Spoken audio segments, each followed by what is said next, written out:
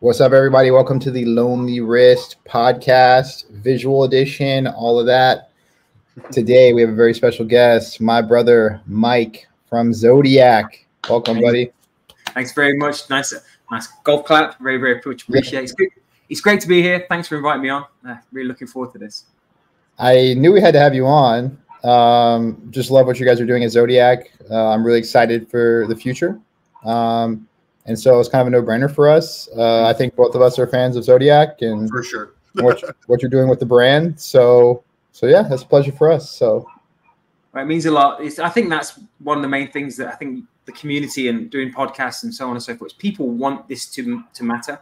Again, I think we've shown that we've got the right direction for it. So if we can look after you guys or support people's ideals of what Zodiac should be, I think we're on the right track. I think you're steps ahead. So should we don't do the wrist checks all the time, but maybe we should since we've got Mike and he's always got some good stuff on. Zodiac. Nice. So obviously I got this one. Oh, I've seen that one too. Yeah, it's a skeleton 6-15. Went a little bit colorful today. That's pretty. Yeah. I'm just gonna lock up. No Zodiac yet. Well, you'll working be on it, Justin. We know a guy. We do. He's here in the flesh. So a lot of our audience probably already knows about Zodiac, but for those listeners who don't, would you mind filling the gaps for them? Sure. It's a heritage brand for many of the watch community, but it's also quite a new brand for a lot of the recent lovers of watches. It's been around for 141 years. It was family owned for a century by the Calam family. Everyone will know it for its most famous watch, which was in 1953, the Seawolf. I'm a big believer that it's nice to kind of see the 70 years before the Seawolf to understand the strength of the brand. It was some of the first moon phases, some of the first pioneers of GMTs, are always innovative, very different with design. And the Calam family for that century really were fantastic at what they did. And the one thing that I found, more and more, you peel the layers of the onion off, that they were very different. And what's quite similar to what's today to what was then is they didn't want to be the norm. They wanted to build it themselves, wanted to power it themselves, and they also wanted to be quite affordable or attainable for most of the community or most of the watch buying public. And that's what we're trying to do, or we're doing with the price point now in today's relative differences in terms of numbers, and also the fun we can have with materials and colors. But in the 80s, like many brands, the quartz era happened, and Zodiac, to its credit, tried to keep up with some of the first electronic watches, but the Calam family fell out of love and ended up selling the brand. And unlike some other brands who kind of went by the way and were just went out of business, then brought back to huge fanfare, Zodiac was sold, and also sold to people who didn't really look after it. And so in many ways, it's never gone away, but it was in a very, very different state to what its heyday was of the late 70s, where they were making 250,000 watches a year. It was owned by one company through the 80s. Like I said, that was a very small part of its history in terms of how it was looked after. The 90s, it had some symmetry with Tag Heuer, the distribution and the distributors who owned the rights. The watches look quite similar, but there were also some really funky 90s designs that came out there. The big shame, I think, for the 90s is that we lost some of the IP or some of the naming rights, some of the iconic watches. So Seawolf Aerospace went off to Breitling, and I think they did the right thing they saw a great name, they took it.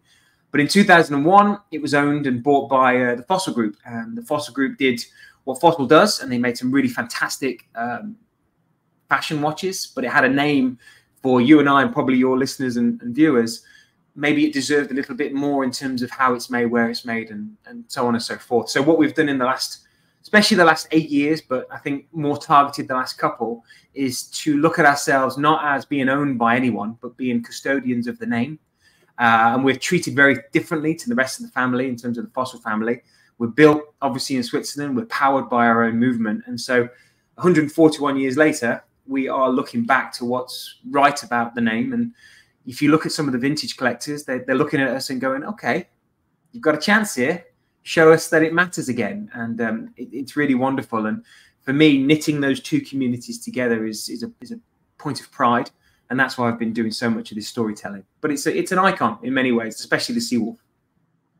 Yeah, ironically, I don't think most people know this, but so the Seawolf at one time was selling for more than the 50 fathoms.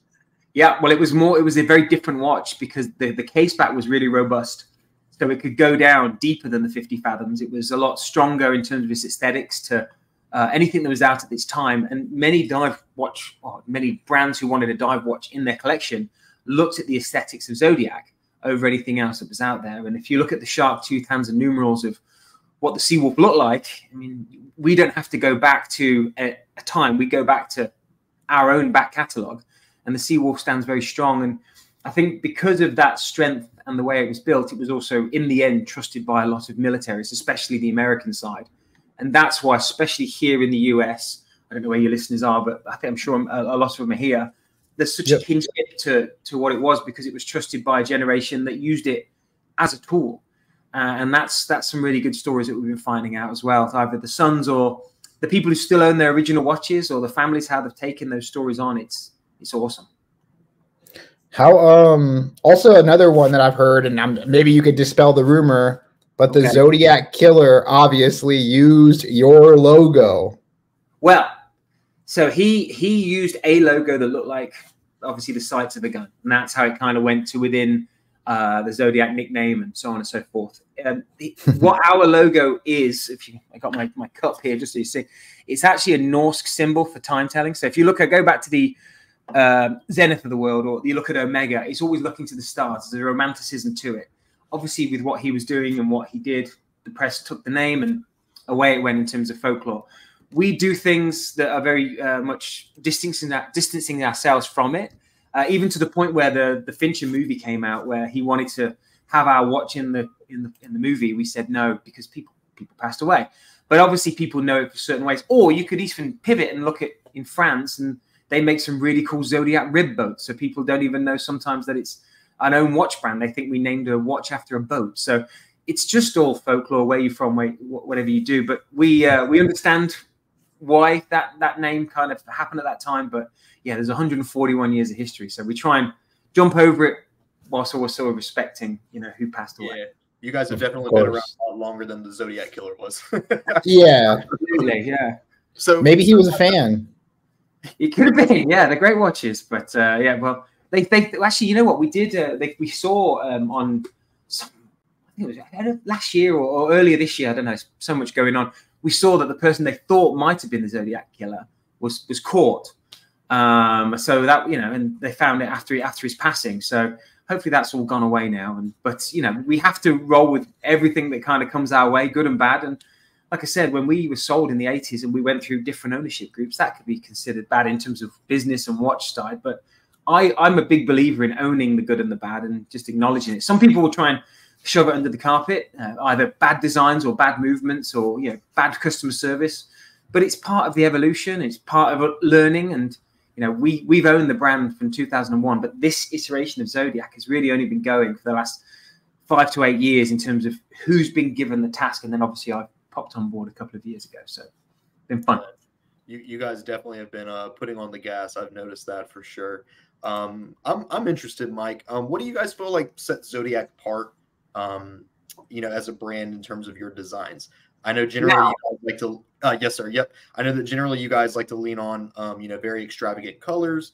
You stick to the Super Seawolf design and things like that. But what do you think sets you guys apart? I think a couple of years ago, I would have said just color. I would have, and that's not disrespecting anybody who was designing them, but we did color very differently. But I think what we did do at that point was listen to the community. And there's a gentleman called TJ McKnight who was handed the Zodiac reins alongside a guy called Ryan White, who's the creative director for Zodiac. These guys will have the ideas and then they'll send it to Switzerland. The watches are created, which is brilliant. Now there's obviously a little bit of a bigger team all over the world. But they'd listen to the community and they said, what do you guys want from us? And they went through some iconic colors, such as the orange and blue that you would have found in the 70s, or looking at the Bakelite blue that we did in the 60s, some of the old GMTs. But obviously we can't say the word aerospace, but we can have our design with that green triangle. So what I like now is the fact that we can dip into our history and heritage, but we can also then throw pink and polka dots on it and people go, okay, I can still see a Zodiac through that. So I think what sets us apart is that we are obviously very Swiss with a Swiss heritage, but we're owned by an American company who's obviously associated with a lot of different trends or colors or materials. And we can tap into that, unlike anything I've seen in my 17 years in the watch industry. And I think that's very different, that we can keep the fun, keep the heritage. Now we've got our own movement, which we'll get into more and more in terms of really having a movement which we can trust, which I'm really proud about. And we don't have to rely on the supply chain of anybody else. And we can be part of this price point, which is very business boring thing to say, but you've got to find where you fit. Because if you're a $5,000 watch, you're against a third of the industry. If you're an $8,000 watch, you're going against the big boys. After that, you've got to be something really special. So for us, you look at what's entry level. You go Seiko, and I've got loads and I love them.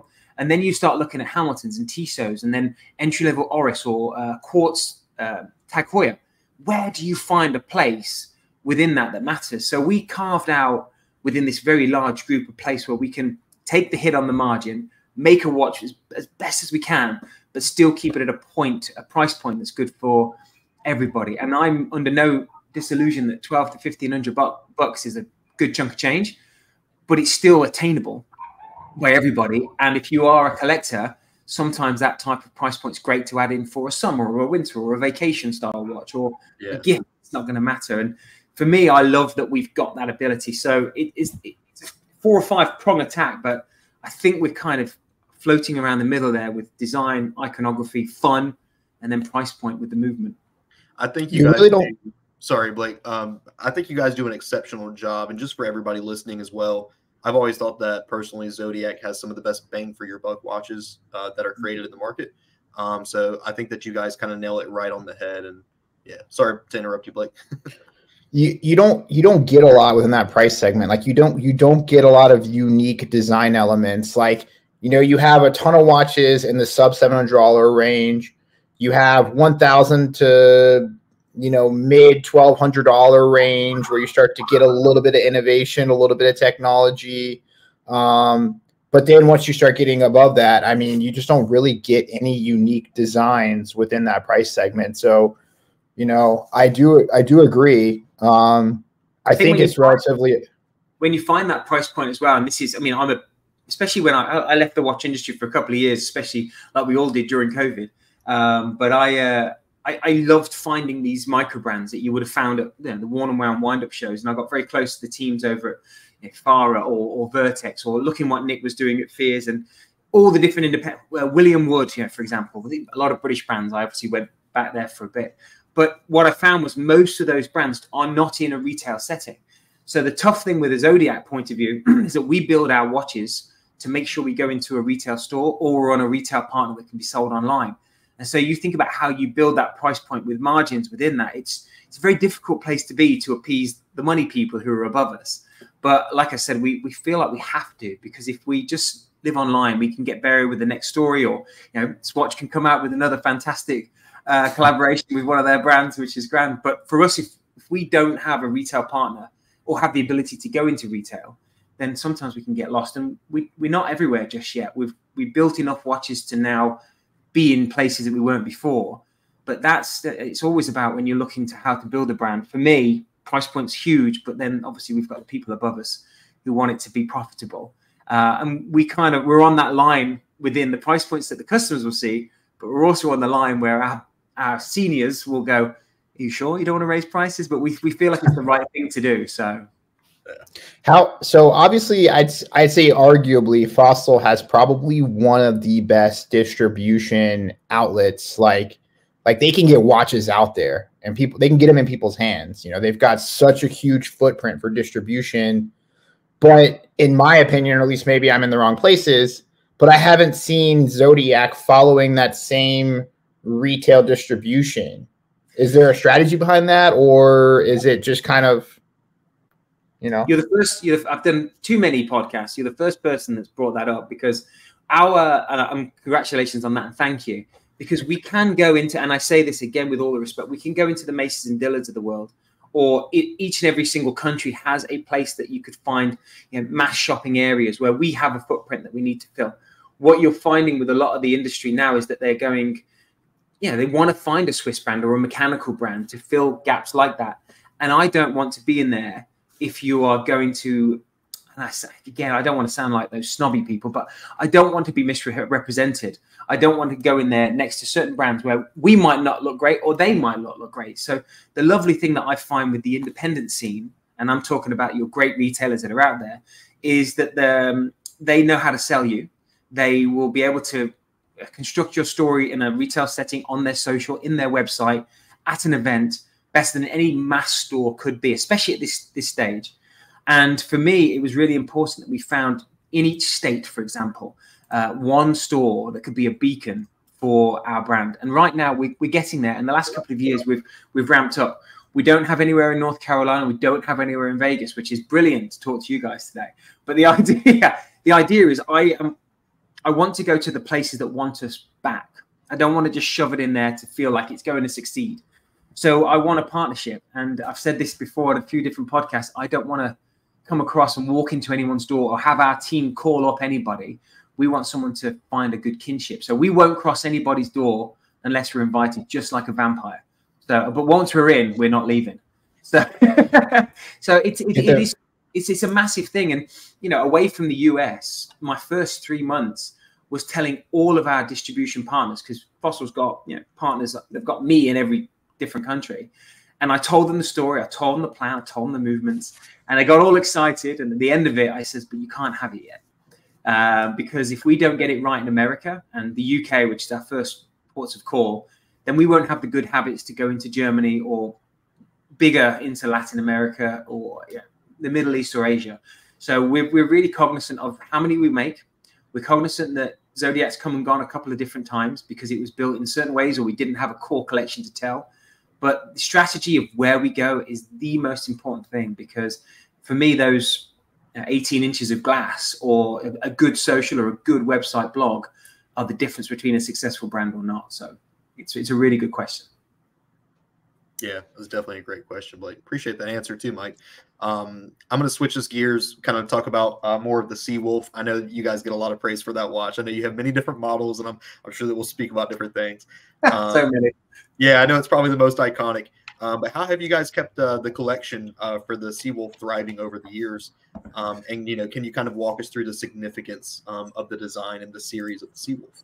Sure. I've got this might not be great for podcasting, but I'll try and describe it as well as I can to help you out. So like I said, we lost the name Seawolf in the 90s. And so any dive case we call Super Seawolf. Super Seawolf was a saturation diver in the 1960s. And because that was attached as 3 words instead of one true trademark, we can use Super Seawolf in everything. So what we do is there's a Super Seawolf skin, there's a Super Seawolf compression, Pro Diver, GMT, World Timer. There's a lot of Super Seawolves. But if you look into the collection, it's the subtleties. So within the skin diver, and I'm holding it up for the video. It's got the blurry thing, I'm sorry. But you'll see those shark tooth hands and numerals, 39 millimeter. Our compression watch, our Super Seawolf compression, is the biggest part of our collection. That's where we were a little bigger at 40 millimeters. That's where we have a ton of fun with color. We have a lot of innovation in terms of dial material. Last year we did meteorite. We did ceramic casing. You know, we've got a lot of plans for this. And then the Super Seawolf Pro is our way of kind of nodding us forward. 300 meters, ISO certified, chronometer certified. So within that, those 3 ranges, we've got 3 different sizes, 3 different ideals, 3 different levels of quality. But they all, if you look at them, feel like a Zodiac should in terms of moving it forward. Then the next bit is making sure that no one gets confused. So with the GMT and the World Timers, that's the aerospace or the World Timer from the 70s. These are iconic designs. And so I think some people have to sometimes look through that name to see what the watch is. But we're kind of dealing with the hand we're dealt with. And that's probably going to change subtly over the next few years. But the Seawolf name itself for right now is the right thing to do. This year's 70 years of the Seawolf. We didn't want to do what a lot of other brands might do at the heritage anniversary and add a bigger movement, add a different material and say, right, here's 15 grand Zodiac, because everyone would laugh us out of the building. So what we've tried to do is improve the quality, improve the loom, improve the iconography of the story, and putting it out there so people know that when you're looking for Zodiac, the first place you might want to look at is the Skin 53 story. And we've now got it in black, in a steel bezel. We did a blue. We did a bronze variation recently with Huckberry. And we've got a couple of the colors coming out the rest of this in the end of this year. One, a really cool material, and one that we're going to do in a really fancy green, which I say the color now because we've kind of teased it on our social media that these things are coming. But material-wise, we've not told anybody what's coming at the end of the year. But compression, Super Seawolf compression is where the fun's at. It's also where we're going to be, I think we're going to be launching this podcast around the launch of this watch. So I'll tell you about it when you ask. But the movement in terms of how we grow and how we get better, we're showcasing that kind of innovation inside the compression watch, because it's a design and a size that suits everybody. And that doesn't just include us three on the screen. It's girls, people of all different shapes and sizes. It's just a really good size. So I'd say the compression is a really good place to kind of start.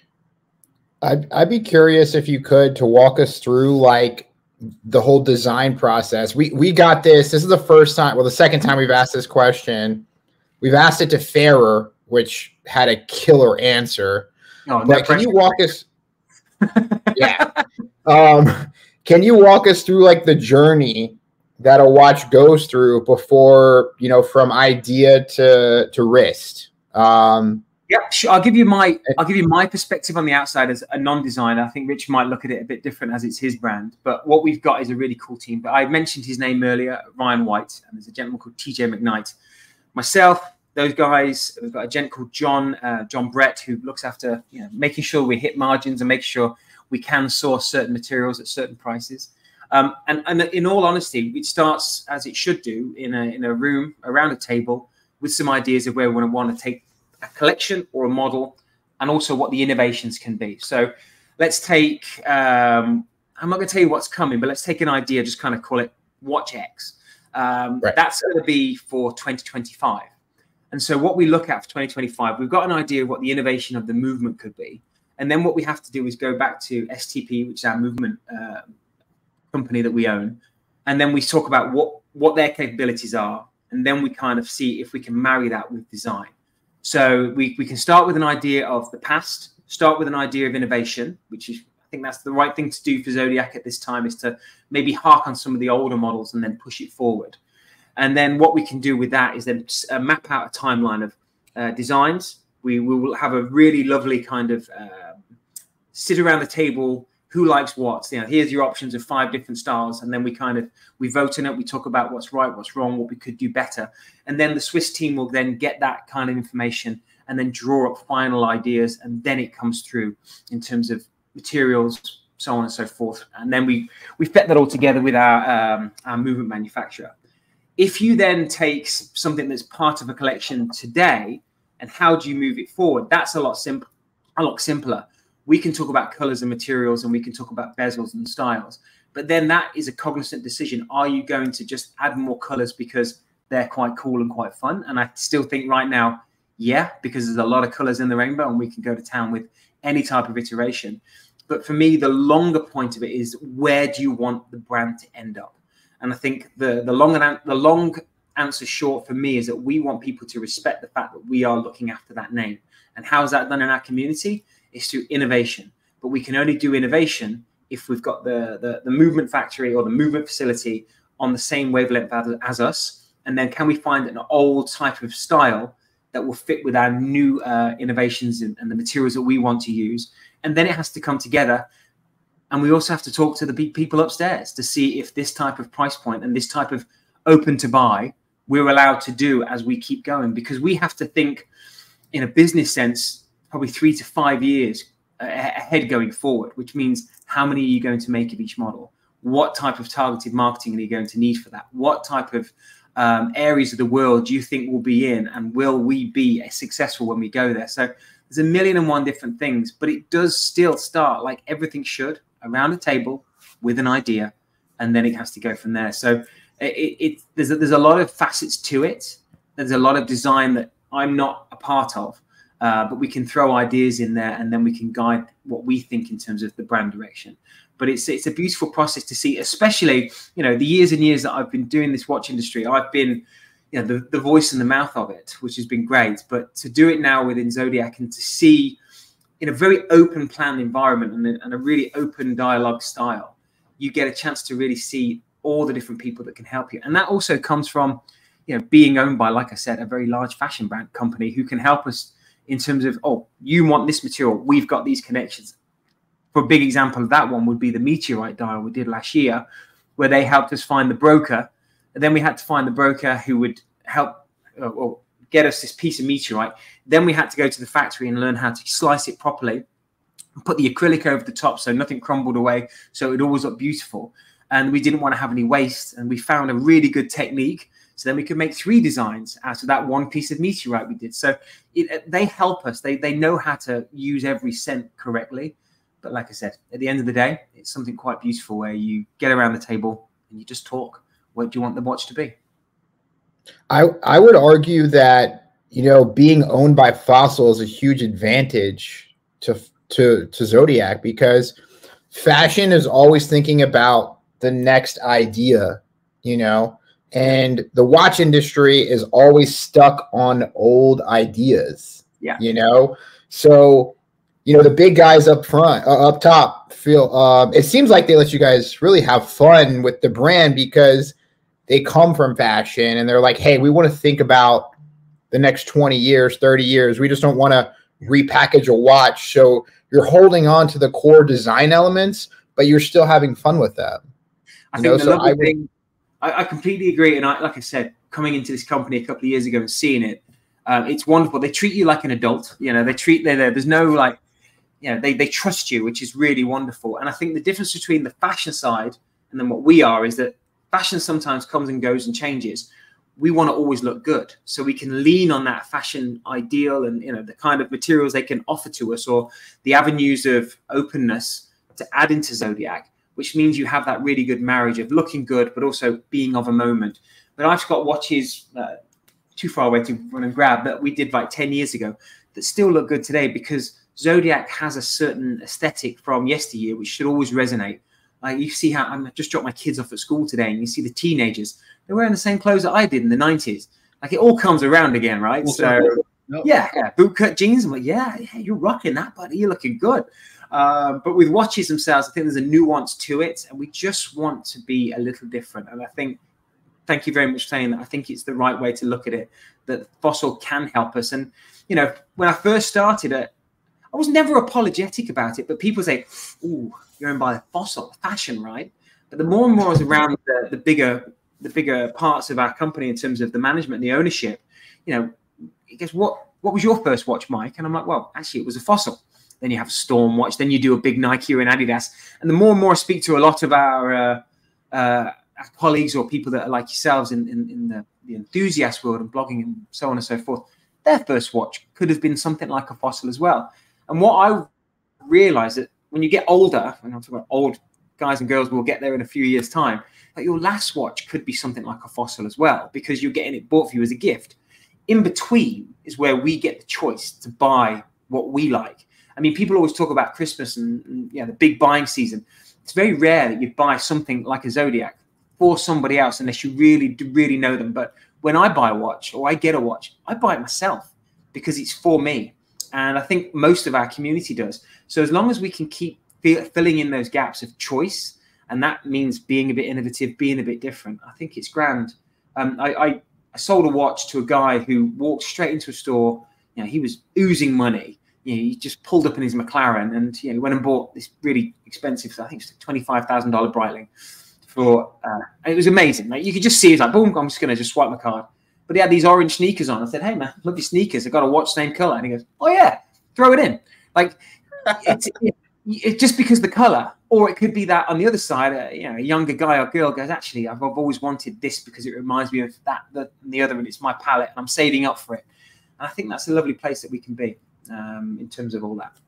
I love that your watches always have such wrist presence, in my opinion. Like, they just ooze personality, which is one of the personal reasons why I love them. You've got some old boomers and things like that that are like, oh, we don't want loud watches and things, but I always lean into that with you guys, and I think that that's a really cool aspect. I'm curious, Mike, about the kind of like the craftsmanship and the precision that goes into making Zodiac watches. I know we probably talked a little off the stream about that, but can you tell us a little more about the craftsmanship of your watches? Yeah, so about a decade ago, Fossil bought a place that was for Fossil Swiss. We owned Burberry at the time. Armani's got a Swiss part of its collection as well, which I think sometimes gets missed. Really good watches. Definitely. And obviously we owned Zodiac as well. At that point, we could make cases and crystals, and we could make dials and hands. But in terms of movements, we didn't have too much that we could rely on ourselves. And so we were, like many small brands, buying into, at the beginning, you could find some of the fossil brands, for example, would buy in Miyota movements or Seiko movements, which are great. We love them in this community. But in terms of Zodiac, it kind of had to be Swiss. So we were buying into, we were buying Valjus, and we were buying proper chronographs and putting them into cases. And some people didn't realize the value of Zodiac, basically because of what was on the inside. But then you'd find entry-level ETAs, Solitas, Sopros for GMTs, and all of them are the right movements for the watch we were building. What we wanted was to look after ourselves. So we bought STP, Swiss Technology Productions, and the design of their three-handers. And in all honesty, if we had all the money in the world, we could have 37 different calibers with STP currently. But we are Fossil Group, you know, handing the money down, or they're doing it correctly. We have to prove that we are growing to get the investment back in, to push it into a certain collection, narrative, marketing, or for me, the innovations with technology. And so that's coming now. And what we did with STP at the beginning was we had a really solid design. I think component-wise, they weren't brilliant. I mean, it wasn't bad, but it wasn't like it is today. And so what we've done gradually is build the quality of the inside to be a level where we don't need Solita or Soprod anymore. And that's what's really exciting about now.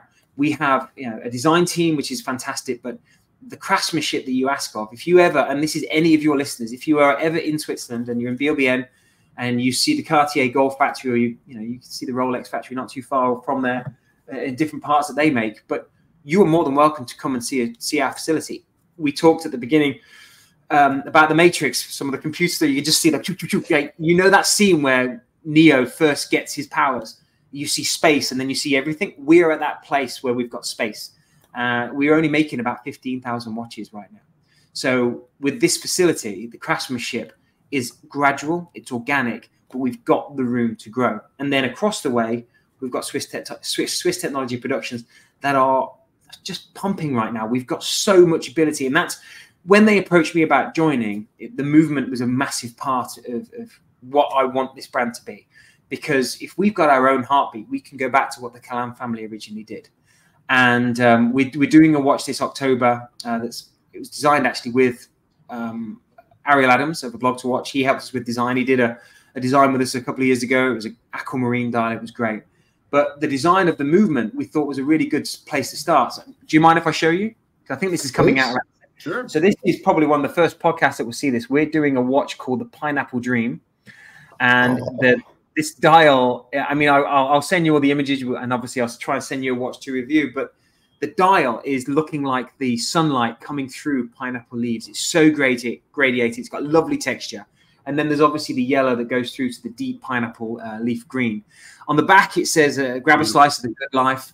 It's all fun. But and if you were looking at what the idea was, I mean, the tropics, yeah, it's all fun. We do color. Let's do bold color.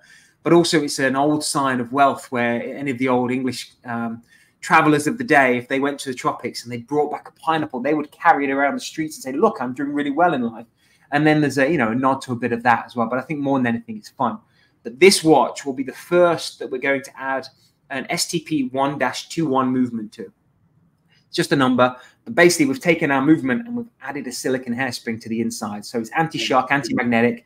And we then have the ability to add that into all the models that are coming out for the future. We can ISO certify it.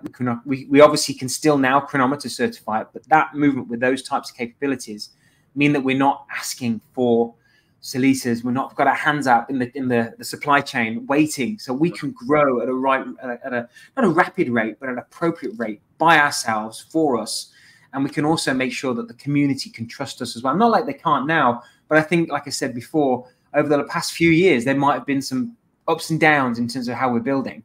But I think with this movement, we can really, really strive forward quite powerfully and be quite excited with it. And it'll also be a base for what will be for our own GMTs, like I said, with SoProd.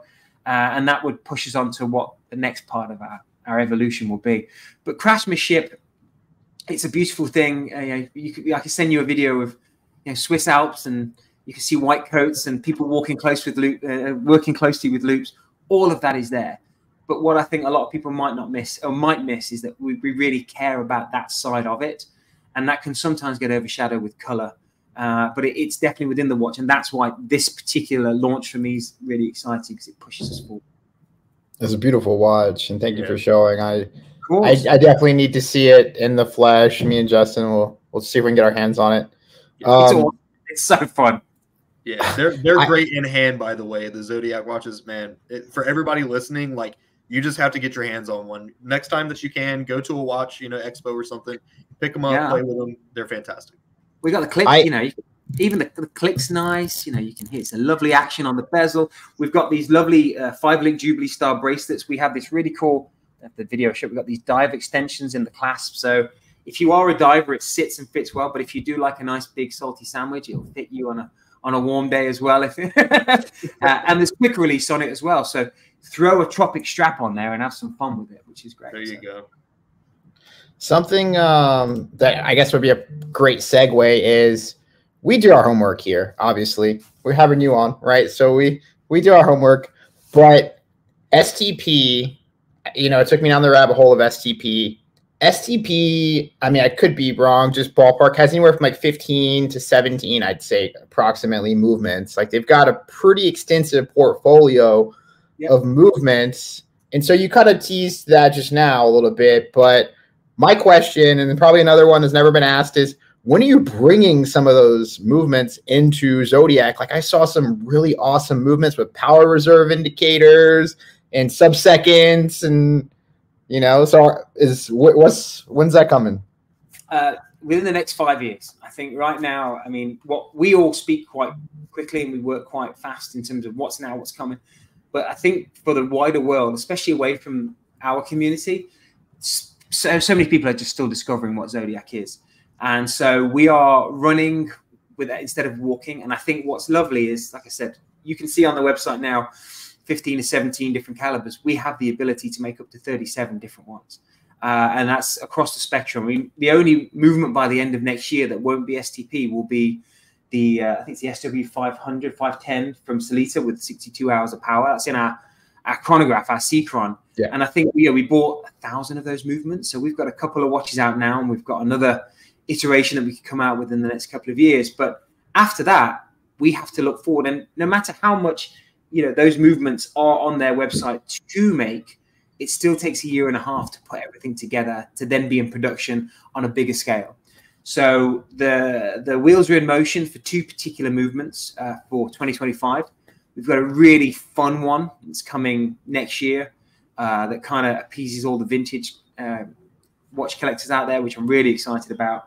But more than anything, for me, looking to 25 and beyond is when I think we'll be on a place where we deserve those movements, or the name can hold up to it. Because right now, if you picked up, let's say a power reserve, and we're not doing a power reserve for a few years, but if you picked up a power reserve today and went, oh, cool, I don't think it really would change anything. I think if you can pick up a three-hander dive watch or a dive style case and go with this material, this power reserve, and this price, I think we're in the right place. But if you then add these complications and the prices are edging towards $3,000 when we're not right to be there just yet, you might confuse people where we want to be.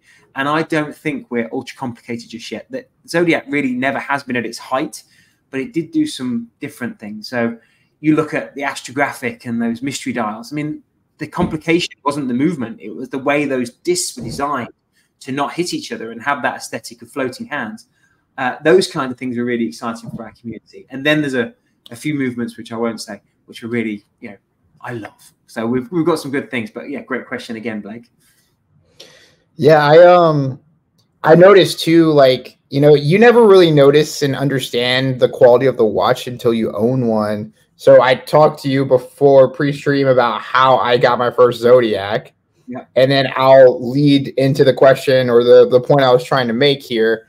But, there's very few watches out there that just pop off your wrist, and Mike was walking in to wind up, and just this bold white watch, it's just like smack you in the face, like, and he was just going around and everybody was trying to like pull his arm off, and And so I, in my mind, I'm like, yo, what the hell is that? You know? And then Mike and I, we got acquainted. And then very quickly I knew I had to buy one. So at day one, I was showing Justin. I was like, dude, Justin, what do you think, man? He's like, dude, do it. And then that's simple, right? I love wine. I thought it was gonna. I thought it was going to be a gift, you know, for somebody, but I just ended up keeping it. Well, you did buy it for somebody else. I remember now. Yeah, I put mine on now. That's the one I was wearing. Was I wearing the orange that day? I think you were wearing the watermelon. Oh yeah, of course. This is the one I probably like the most. But that looks great on you. That. Well I love it. I love it. When I came into Vegas, I wore that because I specifically asked Blake. I said, I know this is brand new. I said, I need to wear that for a day. Let me rock it. He goes, okay. So, you know, he puts on one of his 80 other watches and gives me the Super Seawolf. And I repped it, man. And everywhere that we went, we just hit shops in Vegas. We made our rounds. And Blake, of course, has, clients and friends and stuff like that in the industry introducing me. And they all loved it, man. I mean, they gobbled it up. They were like, that is such a cool looking watch. And I was like, isn't it? It's not mine, but it's fantastic. I mean, we've done watermelon well for a couple of years, and then we did this one. And yeah, I think we kind of owned it a little bit more now. But I think the one thing I like about going to Craftsmanship and to talk about how we do things, I mean, this is a slightly bigger Zodiac. It's 41 millimeters. But even the back, I mean, ceramic is porous. People get a little worried about having ceramic because you can break it. We added in that tub on the, and then we also fortified the lugs. So the strength of what's in here is great. And we also chronometer certified these. We took the extra cost on, even though everything's within chronometer rating, only a few models a year do we choose that maybe deserve the certificate. And we did it with this one because it's such a unique material for Zodiac, but we did it right. And this is our way of saying, a lot of customers will go, oh, could you do mother of pearl? Could you do diamonds? Could you do a lady's watch? I think we've always said Zodiac's for everybody, but this definitely screams whatever you want the watch to be. And I think that's why ceramic's been really good this year for us. There's a flavor for everybody. And yeah, you actually literally just alluded to what I was about to say, because I saw people on the release, like I think you paired, and that watch came out like literally like the exact same time as Wind Up. And people were saying like, oh, it's ceramic. Like, why ceramic? Like, isn't it going to break and all that? And I was like, you know, I can actually jump on and actually talk about this now because I own one. But I was like, dude, it's got a steel core, you know, like, and that, you know, that thought, clearly you guys were thinking about that when you guys were developing the watch. And ceramic, last year we did it in black, and so it was easier to kind of cover it up. But when you did it in white, I mean, obviously we did the steel on the case back, and it was easier to see and to show. But we had to make people, I think, especially as we grow, craftsmanship aside, I think we have to be trusted. And so when we try and do things, we want to be a little bit cognizant that people would look at us maybe with a view to the rest of the community, the rest of the brands that they could choose. So certain watches, we could go a little bit bolder in color, or in certain models, especially like with the pro divers, we turn up the lume and we get the best that we can. I'm still trying to keep it at that price point. And then with the Meteorite, again, going back to that model, doing a 800,000-year-old dial for under $2,000 with an in-house movement. You know, it's not a movement that changes the world, but it's ours. But that was where people were. I mean, I had a guy rocking up to me wearing his Rolex. He goes, "How much is that?" And he had a Meteorite dial, and you can't compare the two, but it still has a material and a value to certain people and perception. And I think that's where Zodiac has its chance to kind of stand out. And obviously, Meteorite is not something you produce in a laboratory. Like every single dial is unique to that specific watch. I learned a lot about that at the trade show, and there was a jewelry specialist who writes all about. I wish I had my name to tell you, but he concentrates on Meteorite jewelry. He was dripping in it, and he goes, "How did you get this quality?" We don't know. We just went to a broker, and it's from Sweden. Is it good? Because it's one of the best I've seen for a watch. I'm like, that's amazing. Maybe we should have charged more, but it's that we charged the right thing at the time, so we're really proud of it. Yeah, I'm super happy with my Zodiac. Justin, you're coming in soon. The only thing that I've ever really thought about is the steel buckle. No, I know. Like, where's my white ceramic buckle, man? I know, man. We did it. The great thing with the dart is that you can have a DLC And we've got certain materials. You've also got to think that when you are doing buckles, especially for straps, I mean, every single individual piece has to be made bespoke. And if we're only making a certain amount, there's certain things that we have to be cognizant of to keep the price point where we are. So when we did a bronze watch, we made sure, that was still going to be on a steel buckle as well. But, I always believe that that's what you buy. Everything else around it is shoes, belts. I mean, we all throw it on a NATO. We're going to choose our own off-market strap because that's what the community does. But I do agree with you. But that would end up making the price a tiny bit more to a point that would be noticeable just on our back end. And we thought it was worth it just to kind of highlight the dial and the case with the strap more than the buckle. Jokes aside, it hasn't really bothered me, but I on the wrist roll. Yeah, I see you. Particular, man. Oh yeah, they're important. They're important for sure. So I'll kind of reach back in the pocket. In terms of like technology and innovation, Mike, what are some of the advancement that Zodiac has introduced over the years? I know we talked off stream a little bit, but can you give the viewer some insight into that, how you guys have innovated over time?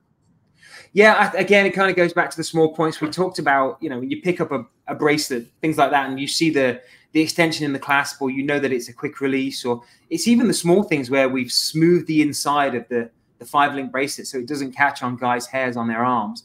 The small things that we think that way. Or when you're looking at a dial and there's a pronounced color difference in terms of dial to hands, we even make sure that with the loom on the hour to the minute hand, sometimes there are slight differences. So it's everything that makes it a bit unique. But I think we really pushed the boat out when we came out with our Pro Diver. Our Pro Diver, like I said earlier, is our more hefty watch, a 300-meter dive watch. But it was the ISO certification that we got a chance to kind of buy a movement that could do it. But now we're going to be able to have our own within that collection going forward. But it was all about the bezel. I mean, I'll see if I can find one here. Here we go. So this is one that's now sold out. We only made, I think, 100 of these. And then COVID happened and we lost our bezel supply. It's very hard in this video, but the loom on this, it's nuclear. Like when that goes up, yeah. There's no loom like it, and it was so hard to make, and that's why I think, and it was costly for us to kind of get it going, which is why we said let's do 100 of each color, and then COVID happened and we lost our bezel supply. But these types of innovations are now what we're known for, because if you're going to see us with color, then you see us in incandescent light, and you see us glowing out of a wrist shot because of the loom. I think that's a really good place to be, because we still a sub $2,000 watch. So we're not going to say, right, this has got X, Y, and Z movement capabilities. We've got 42 to 44 hours of power. That's a good amount of power. Right. We don't have in-house 70-hour power reserve just yet, but that'd be somewhere we'd like to go. If we're not there just now, what can we do? And aesthetically, we just try and be a bit different. So appreciate that question. But I think it's the subtle things you can sometimes miss when you're reading a review, compared to what you'd find when really picking one up and trying it on. Even our lugs, I mean, it's not a fat watch, but the lugs are so wonderfully surrounding of the wrist. You can get the 39mm skin to the 42mm Pro Diver, and it sits and fits really well. Small thing that I love, but I think that's a really important thing for the community as well. I agree. So, I mean, you kind of alluded into the pineapple. But are there any other collections or series watches that some of the enthusiasts should be excited about here around the corner? Yeah, and I'm not actually going to say this one just in case you have a scheduling thing and you want to put it out. But I will say, if anybody can go to the Wind Up in New York City, have a look just before that. We're coming up now. We're recording this just the middle of September. A couple of weeks from now, we're going to New York to do an event with Worn & Wound. And it will appease every single one of us who are fond of the 90s, put it that way. And if you remember the watch we did a few years back that had the Saved by the Bell nickname because it had the coloring of you remember that was crazy graphic green, and it was so cool. It was very, very much children of the 90s. This one taps into that, but with a lot more R&D. And I'm just going to say that when you say about what's innovation and I say loom, that's going to be the collection that will just go, how the heck and why the heck did you do that? But it'll make sense. And it's not just one watch. You can buy one of each. There are 2 colors. And as soon as you know why we've chose those 2 colors, and you can pick the one. I mean, we're not saying you have to buy both, but it really will be I need that color or that color. Or actually, as a friendship group or a partner, it'd be great to have both. So we hope you like it, but it's nuts. It's absolutely nuts. You heard it here first. Yeah. Yeah, I mean, you'll all want to come to the party when you hear what it is. We've only got a small space that we can do it in, so it'd be of a moment. But we hope that people go and do what we're doing after they see us at the party. How many of those are you planning on producing? So this is going to be a bigger one. This is going to be, I think, 300 of each color. Usually when we do it with anybody, we do 82 or 182. But with the R&D that goes into how this was made, and you'll see it when it comes out in terms of case, dial, bezel, strap, packaging, all of it is nuts. And again, when you look at the watch, you'll see a Seawolf. That's the basis we're going off of. And that's a big thing for us. But when you look at the coloring and the technology that goes around it, it's so fun. And in all honesty, it has to be looked at as fun. And we talked about at the very beginning about fighting margins to make sure it's right. Worn and wound and the wind-up, crowd, you can't put too expensive of a watch because it's just not going to work. It's got to be there of a moment to have fun. So we have really, fought hard to make sure that we, not just profitable, but we've really cut our margins to make sure we can fit within a price point here, because we really believe that if we go too high, the community might not want to spend that money, not because it's not worth it, but because we know that crowd, this time in our evolution, it's the right thing to do to kind of hurt ourselves a tiny bit. That won't hurt us because we're owned by Fossil, but it's the right thing to do to keep the price point for the community. I've noticed personally, there's kind of like an impulse price point. Anybody sub $600 usually can impulsively buy a watch, right? Great. I see it, I love it, I'll buy it. You're in that price segment where people have to at least think about it. Yep. But I'm also glad that you're doing enough, because me personally, that's how I ended up with 80 watches. That's 10 podcasts. We can put all those together. But, it puts you in this weird predicament where if you produce 50 or if you produce 75, you're like, I have to impulsively buy this watch. I'm not sure I like it. I like it. I love it. But I'm not sure how it will fit into my collection. And that's what a lot of collectors don't think about, or they fall into.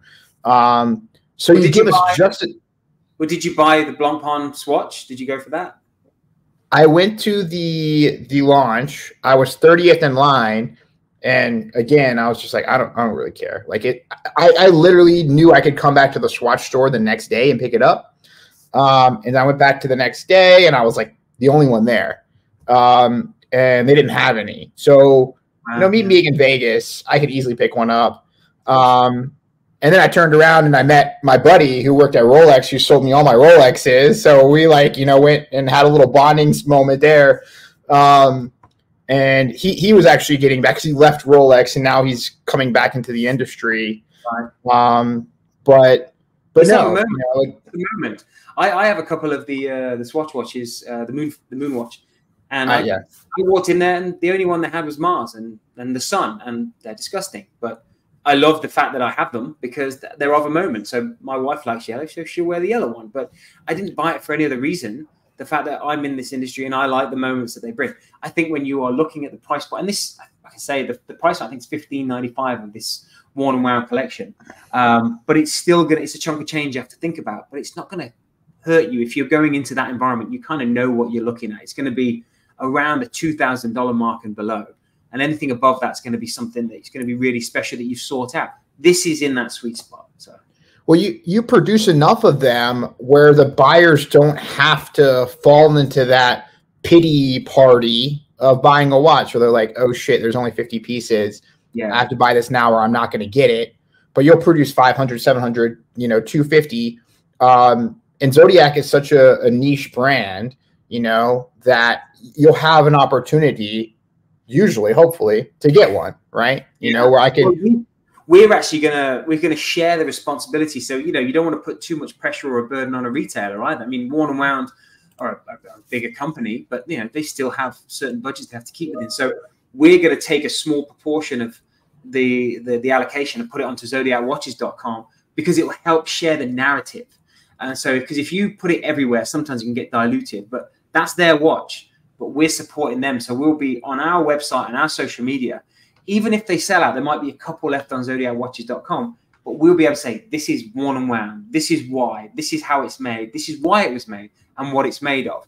And for me, you know, you want to elevate your partners, and I think that's why they're such a great partner. We've done it with Hodinkee, we did Huckberry recently. We've got some really great partners, but we have to be very, you know, thoughtful in terms of how we grow, because we can't do 20, 30 watches anymore, because we have responsibilities and we have to grow right. So it is always a big conversation of how many you make of each watch. But now we've got enough retailers, or we've got enough of a presence, we kind of stepped up a little bit. And it's quite scary to grow that many watches, or to put that watches out there.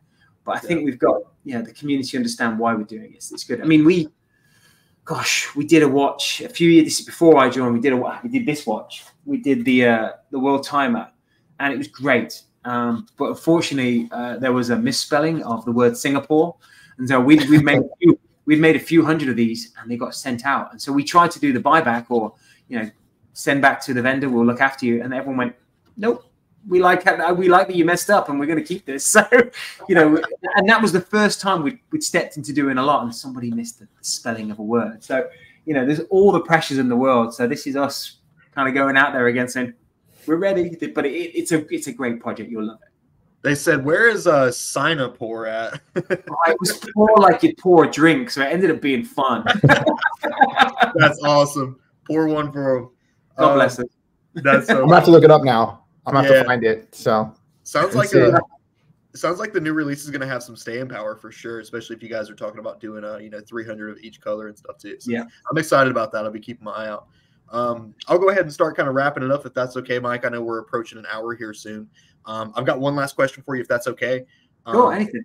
How do you envision the future of Zodiac within the next 5 to 10 years or so? I think it's got to be a little bit away from just our American eyes over here, because we see our retailers, we see our partners.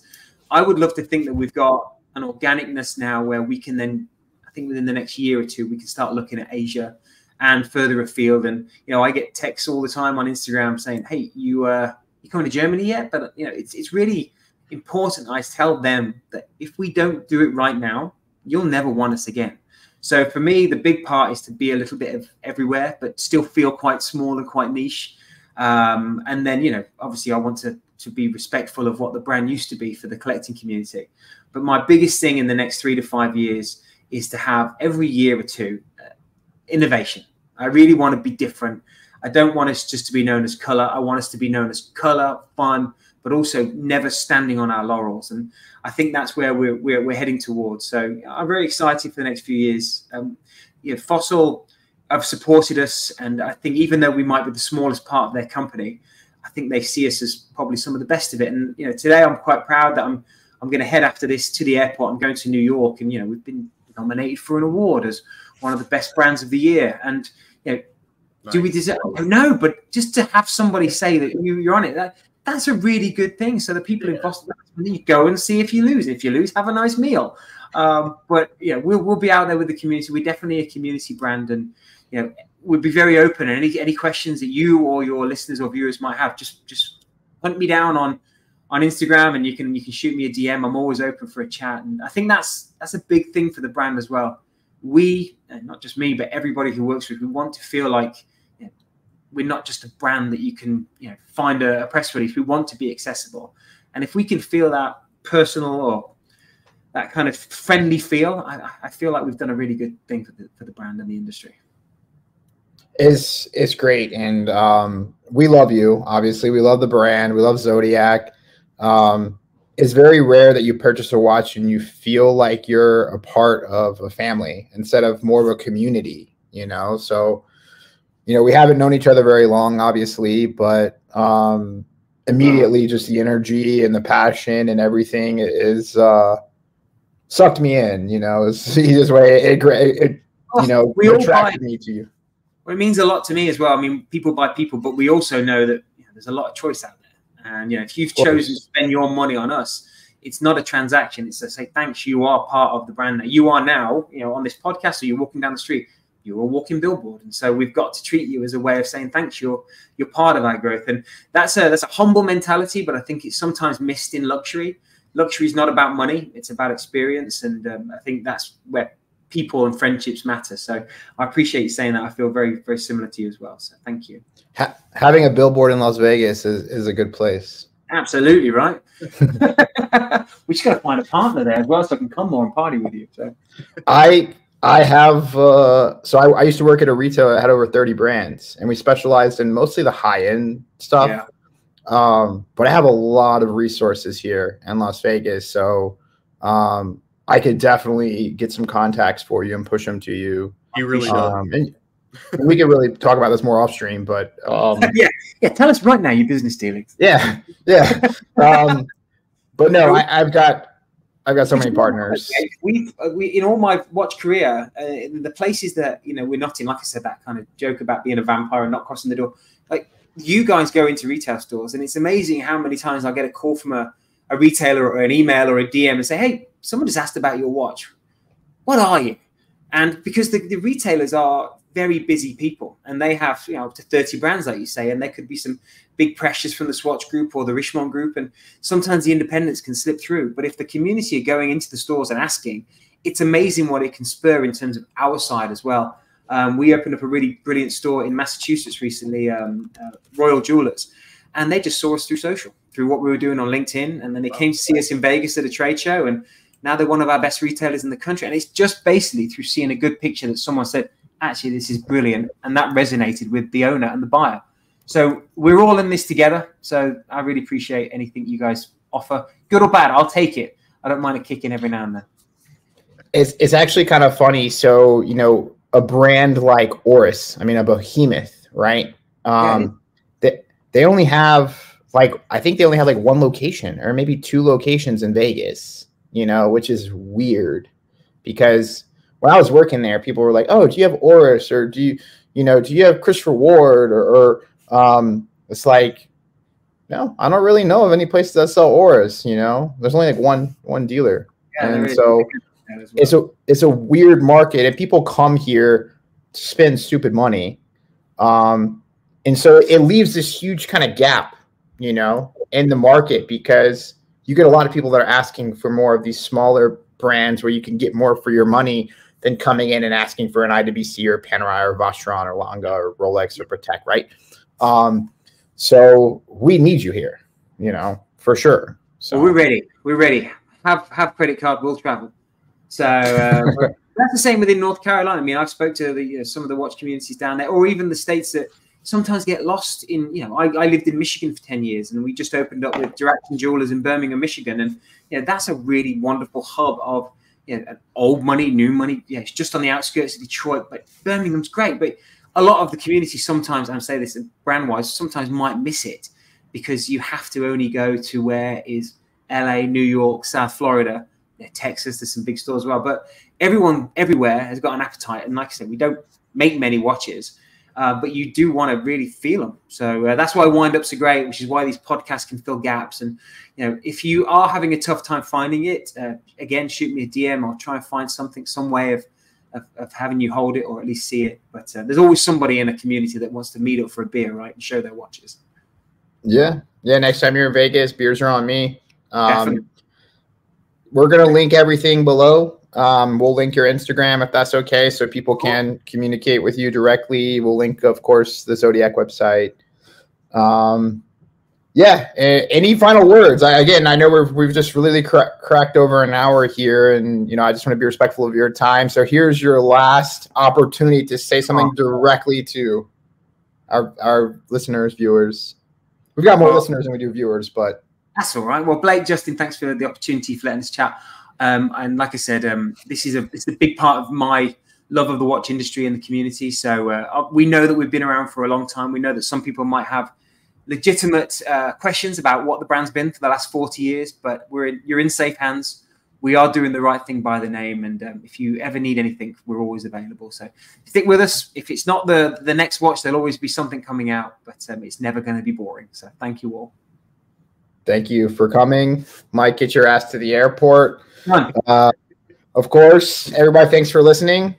Glad we were able to have Mike on. This has been one that we've been trying to schedule for a while, and finally an opening came, and here we are. So until next time, thank you for listening to The Lonely Wrist. We love all you guys, and we'll see you on the next one.